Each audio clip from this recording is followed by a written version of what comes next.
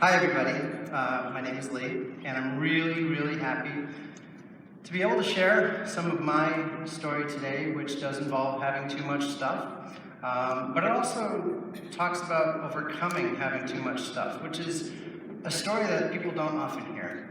You often see portrayed in media and perhaps over the dinner table, stories and images of situations where the stuff isn't under control yet, and it's causing major problems. We're going to talk about moving through that point and moving forward and helping others along the way. So, my story of collecting began in about 1978. So I was a few years old, and I had a neighbor who had a lot of stuff. And I had this sort of catchphrase, even as a little kid: do you have anything old you don't need? And so I politely went over to my neighbor's house and asked him if he had anything old he didn't need. So I asked my mom, I said, "Mom, could you tell me, so I could share it, your recollection of that time? Because it's kind of weird to think that this is something I'd be collecting as a little kid." So here's her words.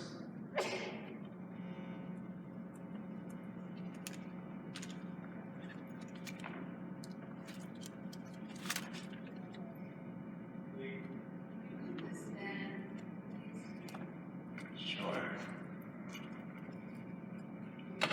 Yeah.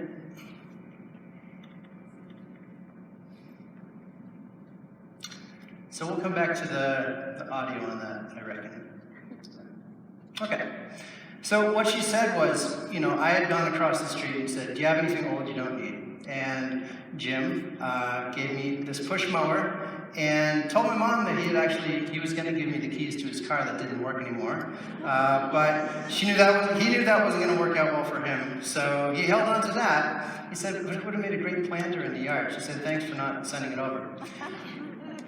But I'm wondering what kind of a fit I threw when it was time to move from that home to the next. Because this mower weighed about 3 times as much as me, and it was at least twice as tall, rusty, gnarly, and not of very much use. But it traveled with me. So that was the first thing I collected at about age 3. So a lot of people can relate to having things like stuffed animals. I used to play with my mom's hair curlers as toys. It was creative. I remember my very first nightmare. I don't know how many of you had a nightmare about the Wizard of Oz, but that was my first nightmare. And in this nightmare, sitting on the floor in my bedroom were like 10 of the Wicked Witches. And they were playing with the hair curlers, and they wouldn't let me have them. That was my first nightmare, okay? So I think about it, and clearly there was a connection with stuff from a young age that maybe it went a little deep. So as I grew older, I collected a lot of things that kids my age would collect. So I had the baseball cards, I had the coins, Star Wars, shells, I got the trading cards, and I got the Mad magazines, which is fine and well, but in my mid-teens, when other kids started to do other activities, I did not. So I was sort of left behind. I was isolated. I was alone. And I found solace in stuff. I started, gathering comic books and things like that. And it was just me, a flashlight, and a comic book until 3 in the morning every night, just self-soothing. It's almost like it was the first time I self-medicated. So fast forward from age 18 to about age 23. And I had boxed up a lot of these things before going away to school. And 20 years down the line, I decided to open them. So I came to these boxes, which were like time capsules. And you can see up here, it says May 29th, 1993. So I opened them up, and it really struck me that what I was looking at wasn't a bunch of comic books necessarily, but I was looking at comfort. And as I started to go through the boxes, it made me think, what was I going through at the time? And what was I thinking that maybe as an adult, I was still going to need these things? So it was really telling for me that the value in those things wasn't necessarily monetary, but emotional. And so maybe that was sort of the turning point in my collecting.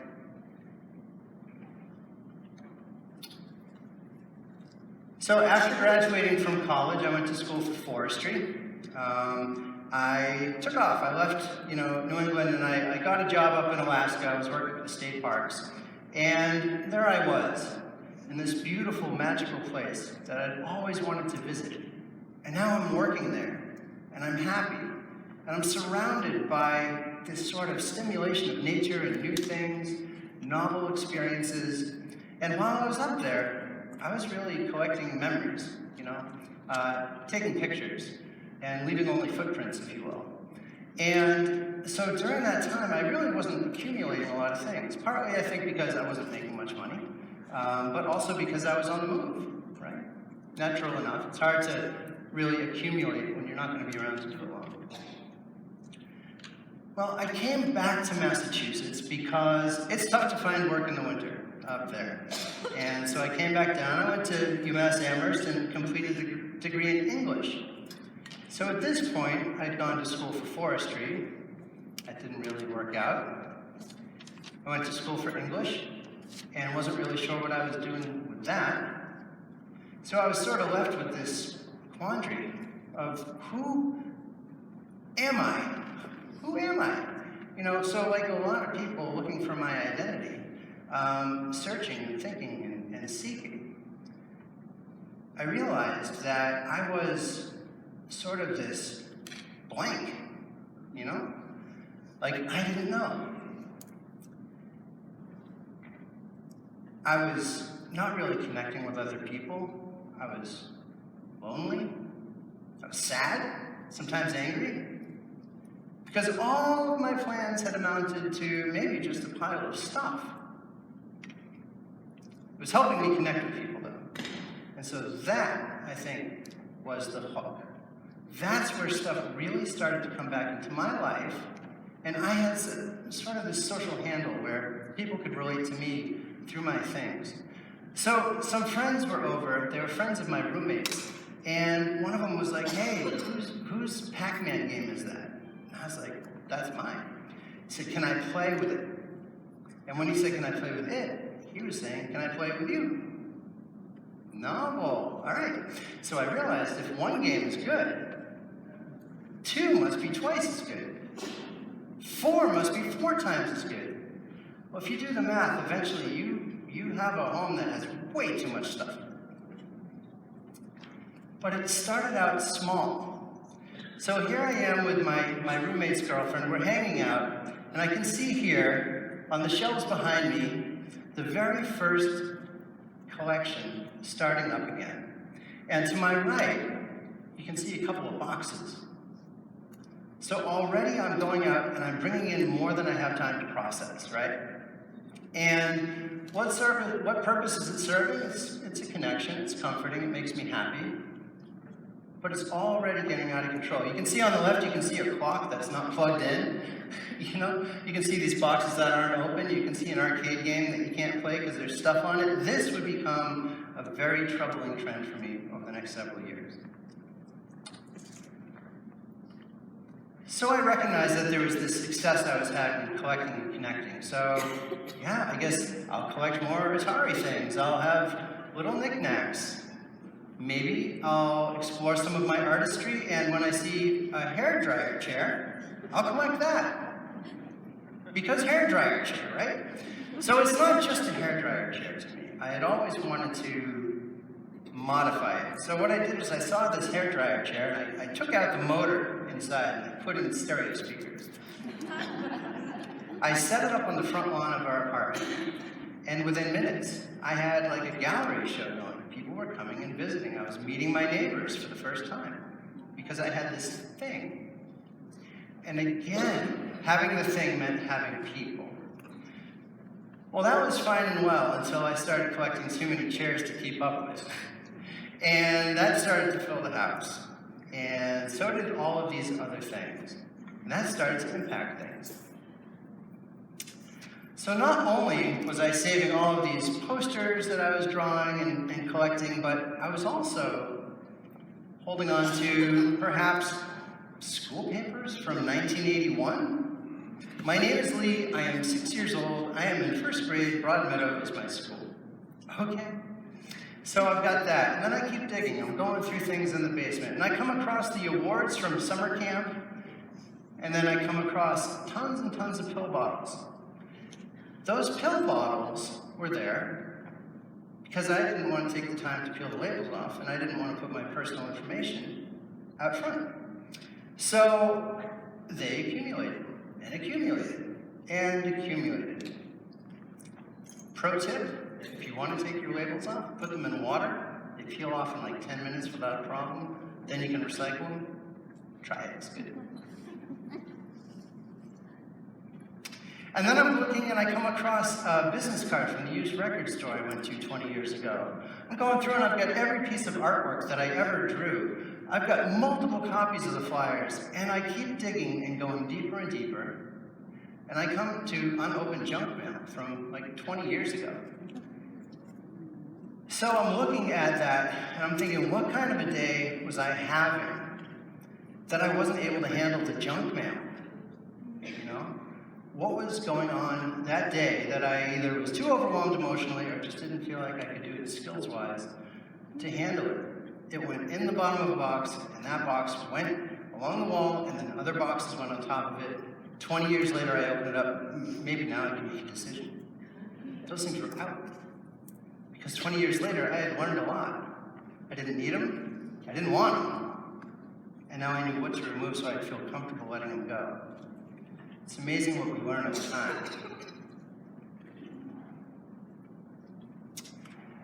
So if you've ever heard of a creature called the bowerbird, you know that the way a bowerbird attracts a mate is by having a lot of stuff. So these birds live in Australia, and what they do is they'll go through the area, and if they see something, especially something blue, this is real. If there's something blue, they'll collect it. So you'll come across like a pile of straws and bottle caps and things like that, and a really elaborate bowery. So this is where the male bowery bird would sit and do his little dance, have his little stuff, and have someone come into his life. I was kind of like a bowerbird. I was surrounding myself with these things, and I thought someday someone's going to love me for my stuff. Because I don't know if people are going to love me for me. You know, that's a concept I'm still struggling with at that point. So all of this led to having way, way, way too much stuff. My wife Beck, my future wife Beck, moved into the apartment, and about a year later we moved into our own place, and it became apparent that I had a stuff problem, too much stuff. I was excessively finding and keeping. And I came home from work one day, and she'd been flipping through the company newsletter, and she said, I found something for you. It's a listing. It says, do you have too much stuff? There's help. Will you make the call? And I said, okay, I'll call. I'll call. I understand. So I got involved in this study. A couple of students from Smith College came over to our apartment and said, we want to hear about all the different kinds of things that you collect. So I said, okay, I got a lot of like instruments and art supplies. I've got coins. I got too many clothes. I got too many of a lot of things. What do you want to know that for? They said, well, we want to have you pick out one item. It's kind of sentimental. We want to have you try to let it go. And I was like, no. Well, yeah, I mean, I have to, right? This is the difference between perhaps saving my relationship or not. What would I rather have? And so I'm deeply, madly in love. I want to make that change. But if you yourself have ever struggled with finding and keeping, you know that's not as easy as it sounds. Well, they wanted me to challenge my belief about this attachment. And they said, we want you to pick an item from a category. I said, okay, I'll choose this shirt. And it was the first shirt that I wore when I played my violin publicly.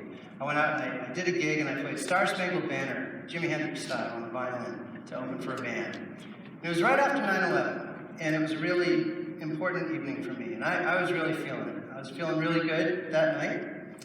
And so I saved that shirt. It was sentimental, right? Reminded me of a good time. But it had been hanging in the closet for a while. 5 years at that point.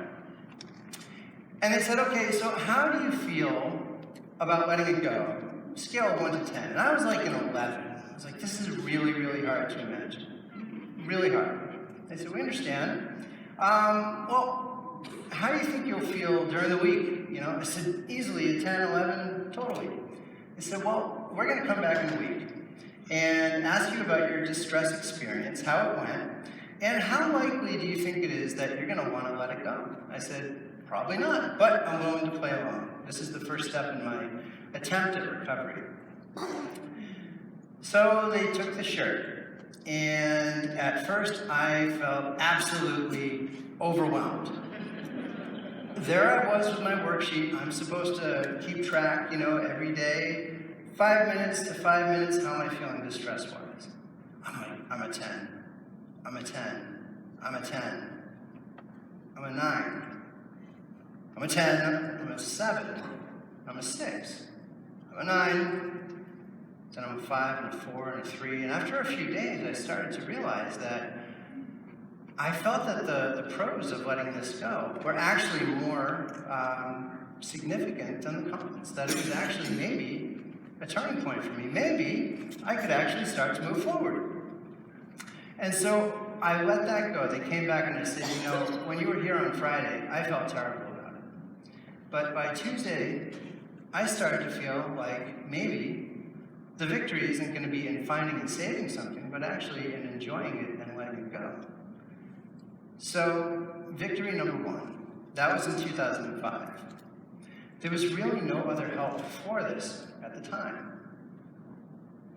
So I'm a certified peer specialist. I've been using my lived experience and my recovery story to support other people for years. I entered the mental health field in 2000 because my roommate said, you like talking to people, you should go do mental health. I was like, okay. I didn't know, usually people go to school for that and study it, but I like people, so I went and I did it. Well, for 3 years I did my job, quite competently, quite positively, and consistently. And I went in and I thought, everybody keeps telling me I don't know what it's like to take meds. I don't know what it's like to face stigma. I don't know what it's like to go to a doctor's office and receive a different diagnosis every single time. Because I'm one of those people. I'm staff. I'm fine. I'm always smiling. It's always okay. Well, I do know what it's like because I was diagnosed with bipolar disorder in 1998. And so I brought this personal experience to the mental health field. I figured if I can help myself, maybe I can help someone else. Well, 3 years of this sort of disconnect with the people I was supporting led to a point where I said, I can't do this job anymore if I can't be genuine, if I can't be myself. So I came to the staff meeting and I said, I want to tell you all something I've really only told a couple of people. I sort of took a deep breath and I told these 12 colleagues, I said, I have this diagnosis and I think it would actually be helpful to share with people. I think it would be a good thing. And half the people in the room said, you shouldn't do that. Because how are people going to trust that you're well enough to help them if you're as sick as they are, if you're as broken as they are, and if you have the same diagnosis? But mind you, these folks had known me for 3 years already. And this is the response I was getting. The other half of the room were saying, well, who do you look up to? People that have been through things that you can relate to, they've been through it, and maybe you've seen their success.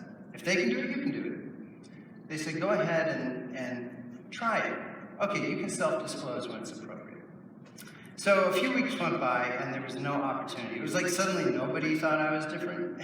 And, I thought, well, this is funny timing. But eventually, I was sitting at the kitchen table in the residence where I worked. And one of the gentlemen came downstairs and I was helping him, prepare his meds for the week. And he started telling me I didn't know what it was like to take meds and everything. And I was like, here's my chance. So I said, actually, I might know something about that experience. He said, well, how? Why? What? I said, well, I have this diagnosis of bipolar disorder, and that's been something I've been living with. And he looked at me, and I was like, this is going to be a revelatory moment. I mean, this is going to be incredible. He's going to be like, I can't believe you shared. That's so amazing. Wow, somebody gets me. And he looked at me, and he's like, that's nothing. And I was so surprised. I was like, really? Like, all this anticipation, all these years of waiting, wanting to help somebody by sharing, taking this huge risk, telling all these people, and I'm completely invalidated right out of the gate. Now, I could have become defensive and said, no, it's really hard. Like, you gotta understand, this is hard for me. Trust me, I suffer too. But I looked at it and I'm like, self-disclosure isn't about helping myself here feel like my experience is important. It's about supporting the other person and appreciating their own and knowing that I appreciate it too. So I went on. And I did face that stigma. I faced that experience where I wondered, are my colleagues now going to think if I'm, wiping up in the kitchen really hard, cleaning, that I'm having symptoms? Whereas a week ago, they were just psyched that I was taking care of it so they didn't have to, right? So I had to face that stigma. Fast forward to 2007, and now I'm joining the Western Mass Hoarding Task Force as a peer specialist, not as a person with clutter, because I hadn't told anybody yet.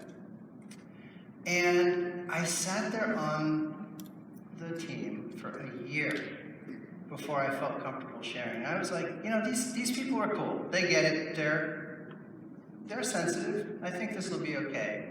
So I said, I might know something about clutter. And I'm really glad I did, because I realized that was a credential. That might be the really unique thing that I was bringing to the team that they didn't have otherwise. So it worked out. But I felt so much stigma from a society that viewed people who have too much stuff as sort of like crazy and lazy and selfish and greedy and all of these negative things that I didn't want applied to me by people who didn't know me. That was a risk I had to take. Now, a year after joining the task force, I self-disclosed, and shortly thereafter, we received a grant from Smith College to study, to see if a peer support group could help people who have too much stuff, and it would be based on a book called Buried in Treasures. And I said, I'll run all of them. I'll run them all. I need support. I need help. I know other people do, and I'll do it. I'll step up.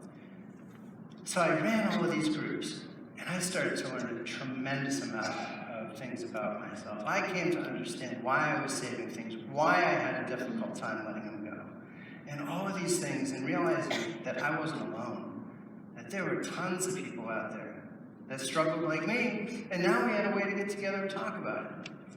So I was fortunate that I had that opportunity, but it was because I shared. If I hadn't shared, it wouldn't happen.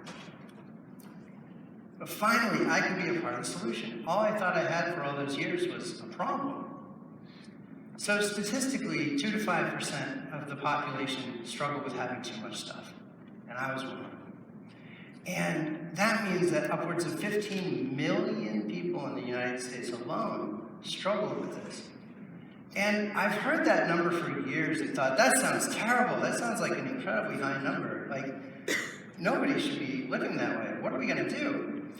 And it just occurred to me very recently that that's 15 million people with the #1 credential to provide peer support. They know what it's like, right? So if we start to increase people coming out, sharing their story, and then actually having support and using it to help other people, that's 15 million people in the country that are a part of the solution. That's a strengths-based approach. And that's how I've started to view it. And this is a worldwide movement. It's not just happening here in the Northwest. It's not just happening in Massachusetts. It's happening across the country and around the globe. People are coming out, they're stepping up, they're starting these groups, and people are getting better.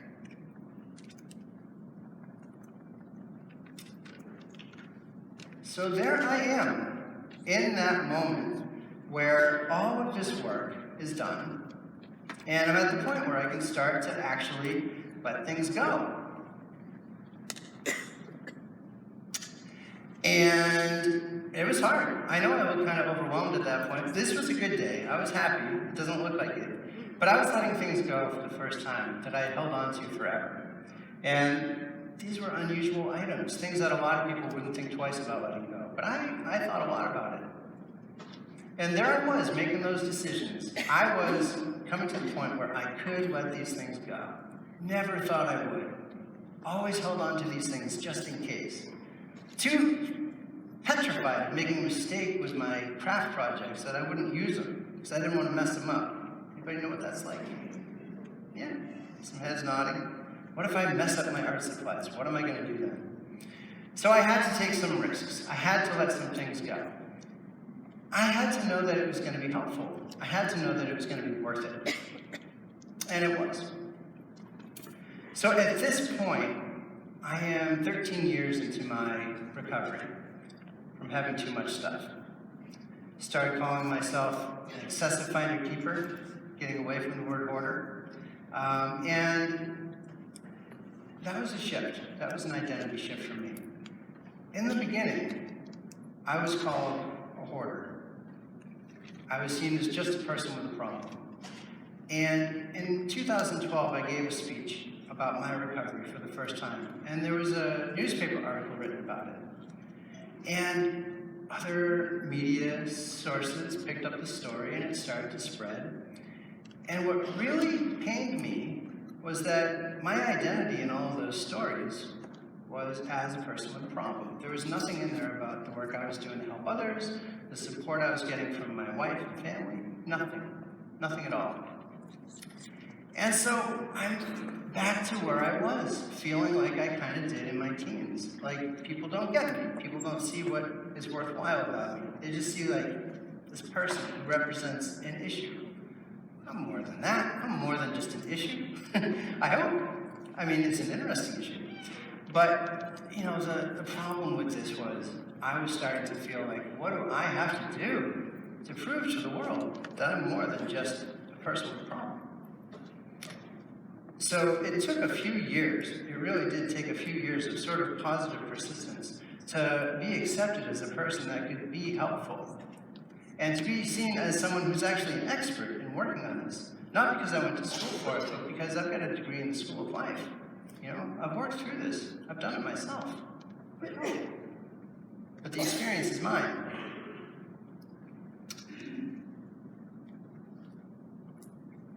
The articles changed, and a theme became that I was helping other people. And just this last year, for the very first time, I was a part of the expert panel on hoarding disorder at the International OCD Foundation. Finally, somebody with lived experience was up there on the panel with the researchers, the scientists, the psychiatrists, talking about what it's like from the perspective of somebody who, thank you. And that was hard. That was hard to pull off. But finally, I'm like, how can you have an expert panel if you don't have someone with lived experience up there? It doesn't make sense. And it took a while to make that happen. And I'm glad to say that this year, both myself and Beck will be on that panel to talk about it. But it takes that kind of positive persistence to sort of move the ball forward, because it's not easy. People aren't making it easy. But we're getting there.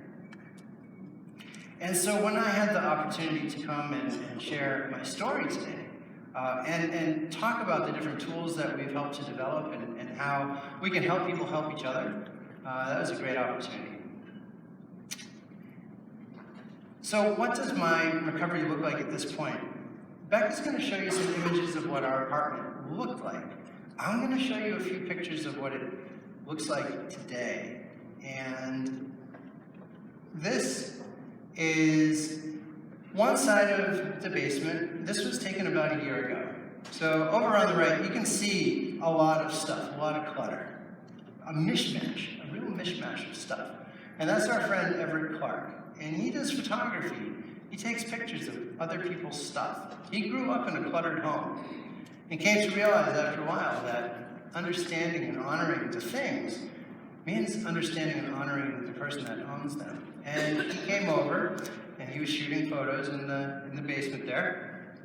And I said, you know, if you wanna take more pictures, you better come quickly, because it's becoming less and less scenic down there. Because I've been working hard. So here's a little glimpse of sort of a time-lapse video of just working on sorting a bin of wires, cables, cords, plugs, things like that. So every phone I'd ever had, every stereo component, every instrument, it all came with those components and those cables. I saved them all. So I had one bin, and I weighed it. It was 65 pounds. Just picked that up, I set it down, and I was like, it's go time. I'm going to do this. How fast can I do it? Well, pretty fast. You get to the point where you practice a lot, and you can make these decisions.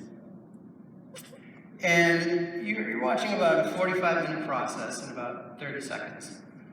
And I'm going through the things, and I'm realizing as I'm going through that a lot of the stuff I didn't need. Some of the things I did, but I started to overcomplicate the process, right? Because what I was doing was I was taking like with like, but then I was like dividing it. So I didn't just have like guitar cables. I had, okay, so these guitar cables haven't been opened yet, so I'll put them in a pile because they'd be easy to sell if I wanted to. And this guitar cable, I'll put it over here because it's in pretty good shape. And then when I find other ones, I'll decide which one is the best. And I'm looking like, this is exactly what I'm trying not to do. Guitar cable with guitar cable. Like, do that. That's what I'm thinking. So I catch myself to this day doing those sorts of things that used to get me in trouble and set me back. So I consolidated the category, I went through, and at the end of this process, I had taken the 65-pound bin and turned it into a small bin of extension cords and a small bin of the kinds of components we need to plug in our peripherals here, and just things I would use today. And I put a lot of things out there to donate, and I put a lot of things out there to sell, and I put a lot of things out there to recycle. But it was always so overwhelming that I couldn't handle it, I couldn't touch it. What I've been able to do at this point is go through and put the like with like to put them in the categories together, so that at this point, that's the same place you were looking at, that Everett was taking a picture of. Thanks. So you can see, I'm not done. I'm totally not done. What you can see in the background are these bins, right? I don't know if you can see, they're labeled. So what I've done at this point is I've gone through and I've put like all those drawings I did, all those flyers, all those poems, all those comic books, all those collectibles, all those things are in categories now, so that just like that bin of wires, I can go through one at a time and actually enjoy the process a little bit. So what I'm doing is I'm looking for the best of the best, the things I love the most, the things that mean the most, and the things that I have room for. So over here at the bottom, we've got old newspapers like that we had inherited, so they go back a couple hundred years. We'll get to sorting those. I've got my sketch pads, and I've got my VHS cassettes. I've got my home videos here. I've got all this writing. I've got all these things that represent me at different points in my life that may not represent me today or who I want to be tomorrow. And this is something that is hard to notice that you're doing this until you start to go through your things. Put the things together and realize as you peel back the layers that it's this sort of psychological, archaeological dig that the further down you go, the closer to the heart of the problem you might get. That's a big reason why a lot of us don't want to open those boxes. It's because of what's inside and how much anxiety they might be bringing up. But I had to overcome that again. I had to challenge that. Otherwise, I wasn't going to make any progress whatsoever. So I dove in. I started to do this. And you can see on the right, at the bottom here, those are all bins that have been emptied and the lids that went with them. So all of these things in this session, these are all the things that I had cleared out. I've had like 4 big tag sales. I've donated dozens of bags of clothing and things, all this stuff, and still, I'm working to let things go. I don't know how I collected so much stuff so quickly, and I don't know what would have happened if Beck hadn't seen that ad in the newsletter that said, do you have too much stuff? There's help. What if I hadn't let that shirt go? What if I hadn't shared my lived experience? What if we hadn't had the opportunity to run Buried Treasures? What if I didn't have a platform to share it? And what if that message wasn't carried forward? What if? Well, I'm all about what is. And what is happening is recovery. In my life, I'm learning how to do these things and I'm helping others do it. And that's what is. So I might regret some of the decisions I made, some of the relationships I impacted. Sorry, old roommates, everyone I ever lived with. But I have to think forward. So it's not about like the money I spent, it's about the money I'll save. It's not the things I did wrong, it's the things I'll do right. And I have to kind of give myself that encouragement to be okay with it. So I've got these projects, and you can see there's still stuff, but this is harm reduction. It's not about getting rid of everything, like you may have seen on TV. It's not about that. It's about making it safe. It's about making it comfortable. It's about being able to find your things, but I'll tell you, if you don't have a home for things, it's really hard to put them away. So I've stopped calling these things before and after pictures. They're all during pictures, because the stuff is like a tide. It comes in, it goes, it comes in, it goes. Eventually the tides become smaller and smaller, and it's easier and faster to put things back together. But it's true that recovery is not this linear experience, right? There are some times when you're right on track and everything is going great and perfect the way you want, and there are some times when you go, I can't believe I just did that again. No. And you think, oh, this is what we mean by falling off the wagon, I was doing so well, and then I slipped. Is it all over? Does that mean I shouldn't continue? Does that mean I should just throw in the towel and quit? What do you think? Awesome. No, absolutely not. Absolutely not. For me, it's about becoming more aware of when that's happening and having the motivation and skills to turn it around, to jump back in. So maybe the process isn't exactly recovery. For me, it's resiliency, just a series of opportunities to learn and grow as I go. And sometimes those experiences that I'm learning and growing from aren't pleasant. They're not things I want to do. But if I change things, maybe I won't have to do them again. So that's one half of the basement. The other half was looking like that. Now, this picture was taken last summer, same day as the other side that I showed you. And I was like, okay, there's several challenges here that I'm presenting to myself and to my wife. I want to be able to access clothes, perhaps. There's a wardrobe. I want to be able to access maybe some art supplies that are over there. There is a washer dryer over here that's extremely hard to get to. No, really it is. It's in there. But that's the thing. It's really difficult when you know it's there, but you can't get to it.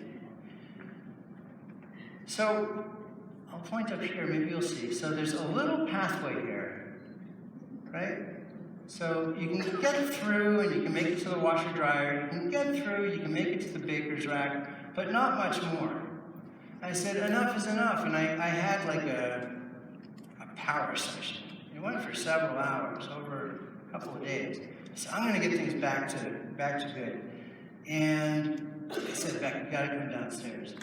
I worked on the other side. Check it out. You're looking at the same spot. You're looking at the very same spot. But what we have now is it's easy to get to the washer dryer and get to the clothes seasonally. There was exercise equipment in there. If you have an exercise bike, oftentimes they do become like a laundry rack. Very good for a very expensive laundry rack, which could be used for exercise. Now it can be. Over here, we've got an empty spinner organizer where art supplies can go, and being able to get to the cooking supplies and things like that. All quality of life. All things that I don't have to worry about stepping on and breaking and tripping on in the dark when I go down there and want something. Something that, Beck wants to get downstairs. There it is. So I said, Beck, you gotta come downstairs. And so she's coming downstairs, and here comes Kaya and Buster, our two cats. And so I remember standing downstairs, and Kaya comes running down first. She comes around the corner. I'm like, whose basement is this? Like, what happened? Like, I like clutter. She's like, I like that stuff. That was like my playground. You messed it up. What were you thinking? I loved this place. Buster comes down next, and Buster's cool with everything. But he was like, this is novel. This is different, kind of looking around. And then Beck came down. And it was time to party. It was time to dance. It was time to celebrate, you know? Well, this space, it didn't stay that way very long. Because like I was saying, I didn't really have places to put things away. So it all started coming out again. All of it coming back out again. And so, for every before picture, there's an after, and for every after, there's a before, and back and forth as I go. And every time it gets cluttered, and I have to go and put it back together, it's easier. Because there is physically less stuff. Because a lot more is going out than is coming in. You do the math, eventually, I'm not going to have enough stuff to make clutter. For now I do. But even the things I'm saving don't have a home, so when I need something, just like that junk mail was in the bottom of the box, at the bottom of the pile, the thing I need is bound to be in that spot. So even though the bin is labeled, even though I know where it is, when I need it, I have to pull everything out still. So this was just sort of a revelation I had over the last week, that's why this is happening. That's why this is happening. I thought it was because I still didn't, let enough stuff go. But even when you have the right amount of stuff, if you're not putting it away, it looks like chaos. Absolute chaos. So, we work from home, and in my home office, this was the closet in my home office. And the weight of the stuff sagging, like crushing the things. I know there's a lot of fragile stuff in there that I was taking care of at some point, that I loved and needed to have at some point. And then it just all started getting pushed in there. Shove it away, shove it away, shove it away. And this closet, it extends behind the wall over here, and it extends back here, and it's pretty tall. It's not that deep. But I said, I'm sick of that. I need that space. I'm not going to live like that anymore. And so I literally took the door off. I pulled everything out. And there was enough stuff in there to fill the kitchen. So just to imagine, it seems like a small space, but there can be a lot in there. And so I said, all right, never again, not with that closet. Because if I got doors on it, it's going to hide things there. So I'm not going to give myself that opportunity. So I took the doors off and turned it into a little art gallery. And so now I've got this new space that gives me comfort and makes me happy when I look at it. And it's taking a spot that had been, to me, ruined because I had so much clutter in there. It's like I wasn't respecting the space and I wasn't respecting myself. This, to me, is living. That, to me, is living. That's me being me. Taking the doors off. They talk about coming out of the closet. There was no way I was going back in. There was no room. Once I shared my story, that's it. That's it. So this was an image of my home office in 2012. And I was taking pictures because I was going to be doing a training. So I wanted to have, images of the process. And if you've ever tried to do this, where you're taking pictures while you're working on it, you might forget to do it before you really start because there's so much anxiety and so much I gotta do this. It's like tunnel vision. Get in there and do it. And then realize that, I was gonna take pictures. So I've got this image. And I was embarrassed. I was ashamed. I couldn't find things. I couldn't enjoy it. I certainly couldn't work. This was the desk. I certainly can't do any work here. So I've got this space, just another space I can't use that I feel bad about.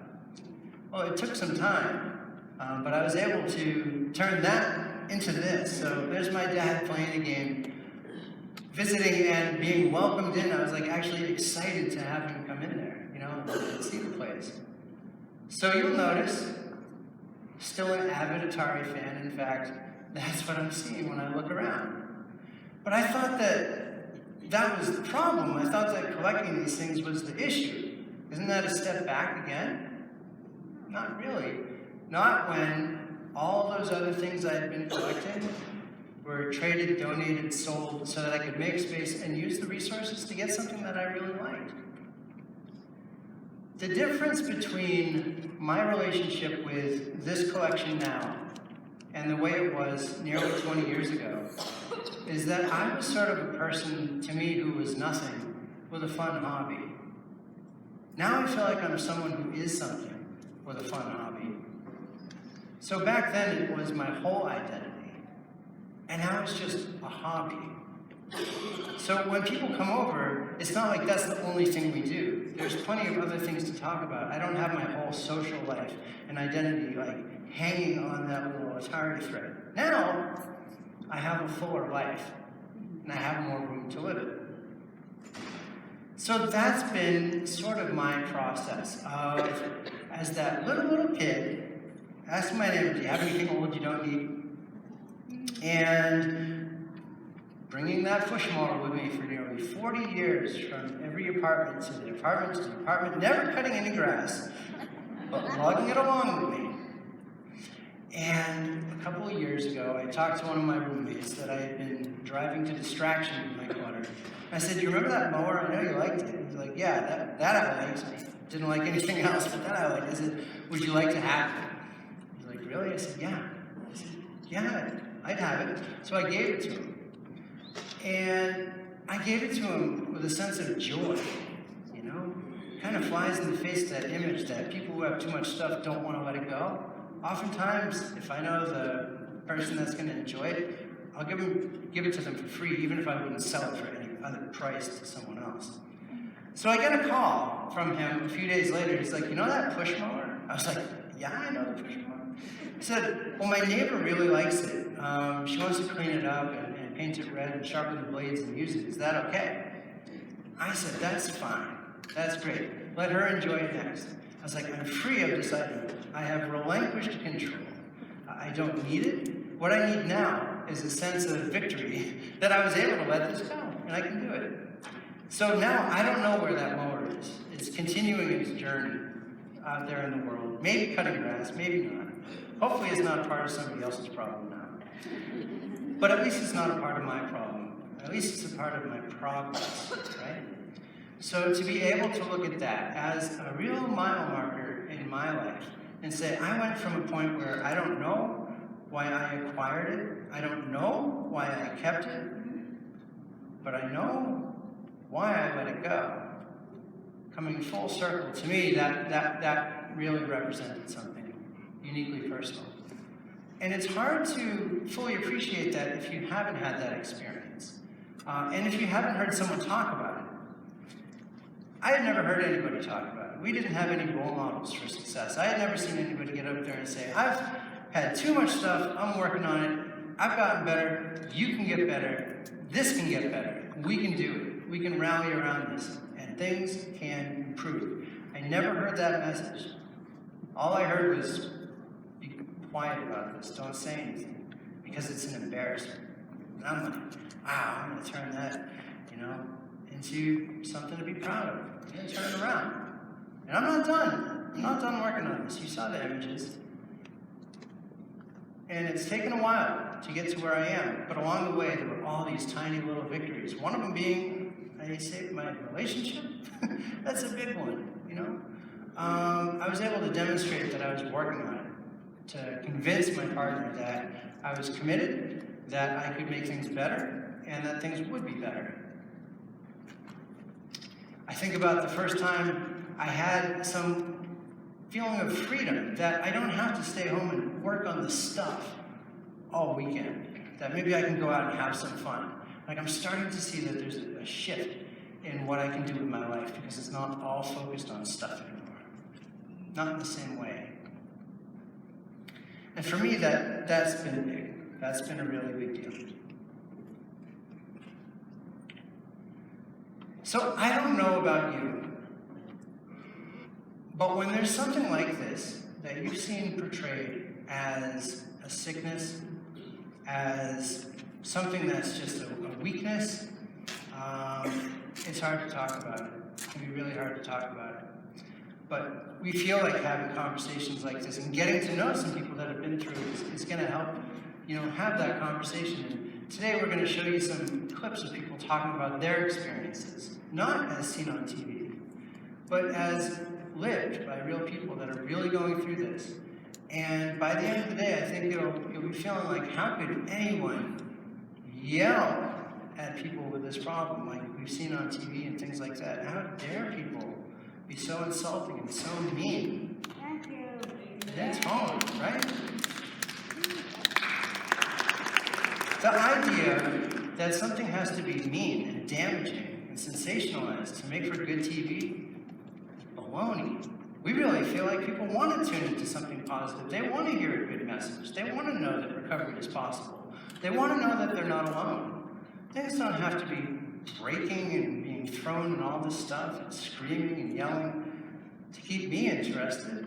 You know, I want to see something positive. Well, let's be something positive, right? Let's be positive. Let's be a part of the solution instead of just witnessing the problem from afar or from within. You know, today you're going to kind of hear the story from both sides of the pile, in a way. And nobody had heard Beck. She was on the other side. Nobody was listening to that. No matter how many times I tried to introduce her, it wasn't happening. It's only been a few years now that her story has been a part of this story. So I'm really, proud, and I really appreciate that you've been able to do that, to share, to come from a place of compassion, from a place of such distress.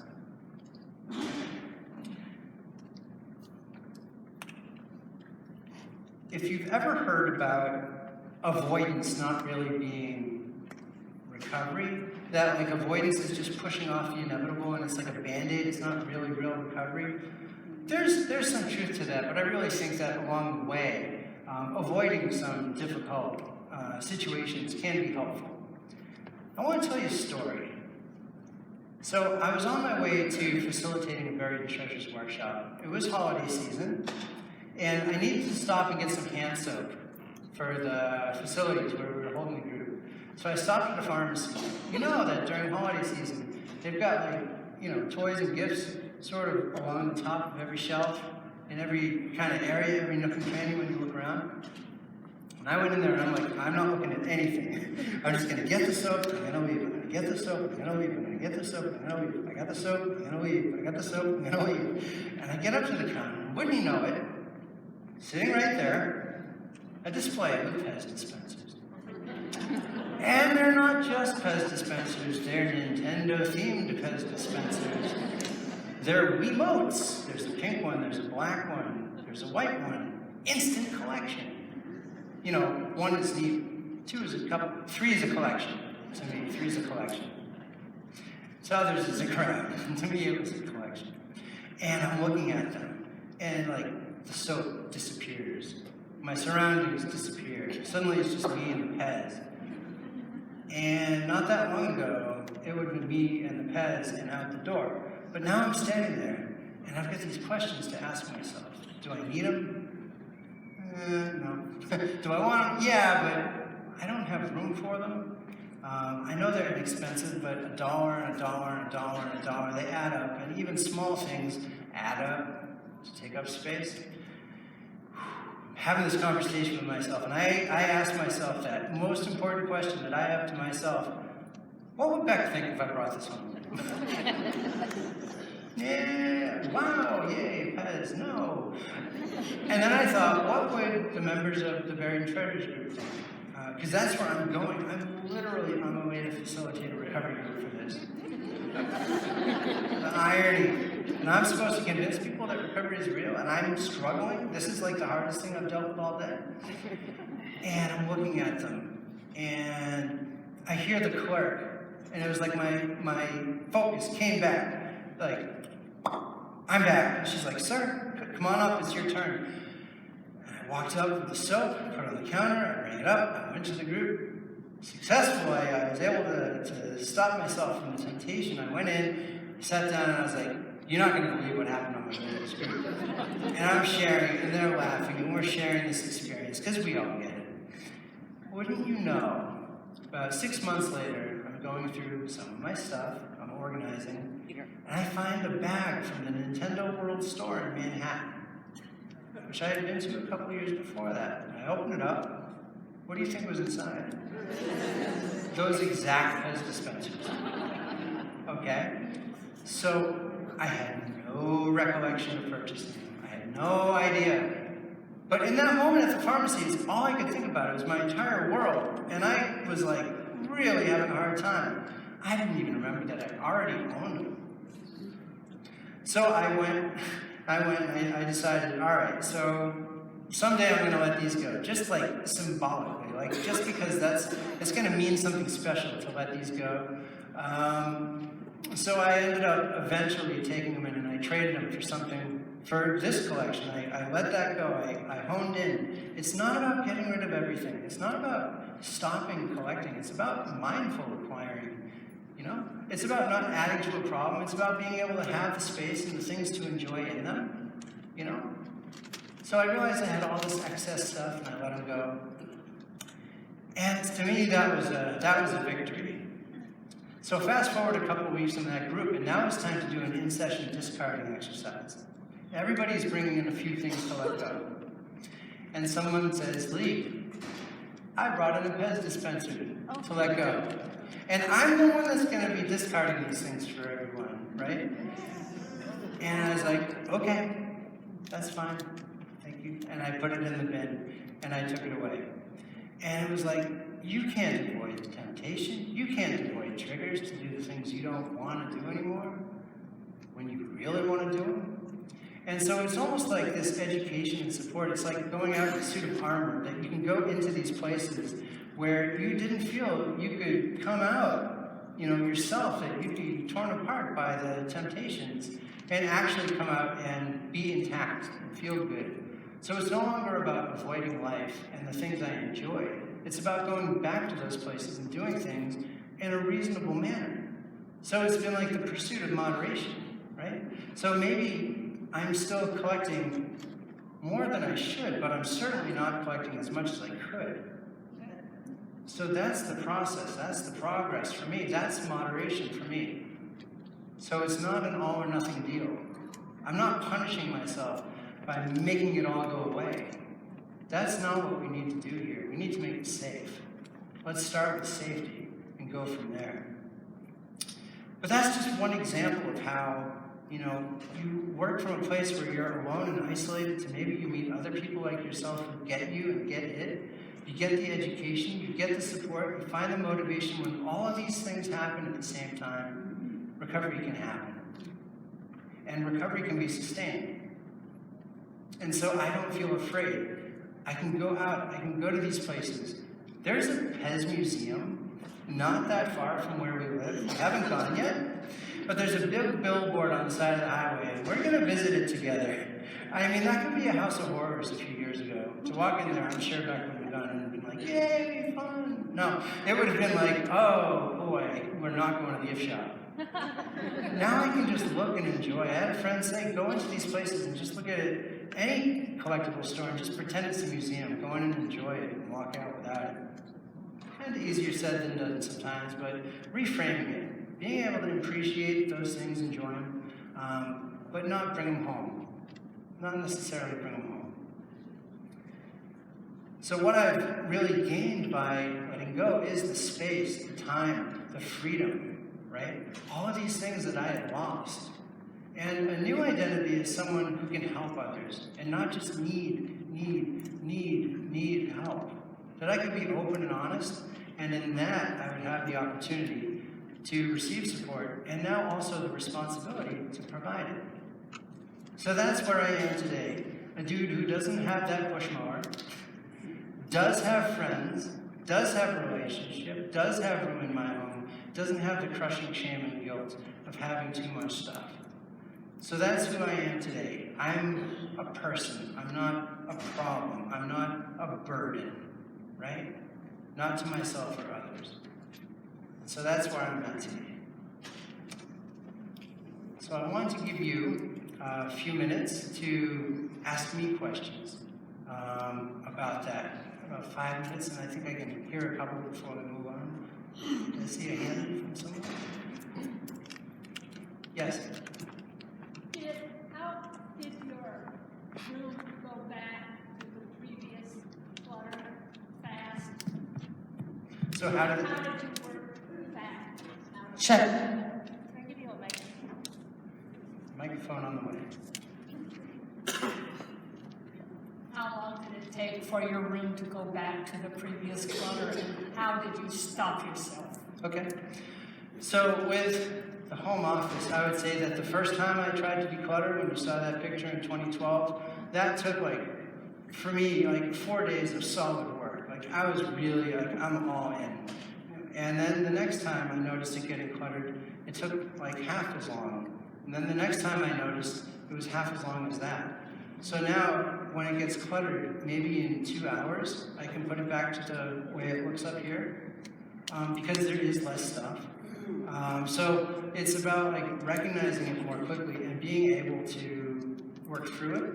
So people have said, does it get easier? It doesn't get easier. Just like a 5-pound weight doesn't weigh less. But if you work out with it somehow, it feels easier because you're stronger, right?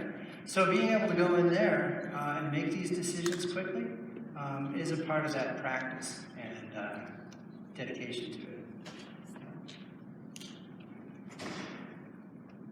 So I hope I'm not oversimplifying this, but so what you started to do is you took likes first, put them with likes into a bin, individual bins with likes and likes, and then methodically gone through each bin at your time and your leisure. Because you're looking at, for me, I'm looking at that wave of anxiety going through just that one bin. Yeah. Yep. So is that a good Yes, summation? totally. So, yeah, this idea that you might not be able to put things away immediately, and you might not even know what you have. But in Buried in Treasures, we'll sit down, and what we do first is just sort of make a list of the categories of things we have, so we can start to visualize it. Then as we're going through, we're extracting. I feel like I'm mining, and I'm finding gold veins as I go through, and I'm extracting the treasures from the rubble. Just one bin at a time. Right. Right, exactly. So getting them into those manageable categories, and that's enough. So I'm not making the big decisions and really detailed decisions. I'm just quickly getting like with like. Instead of being sweaters and pants and this and that, it's clothing. Clothing. And then when I come back to clothing, then I can start to make smaller categories and make decisions and let them go by percentage. So not all at once necessarily, but if I had 3 and I let 2 go, now I have 2/3, less volume, right? So there we go. All right.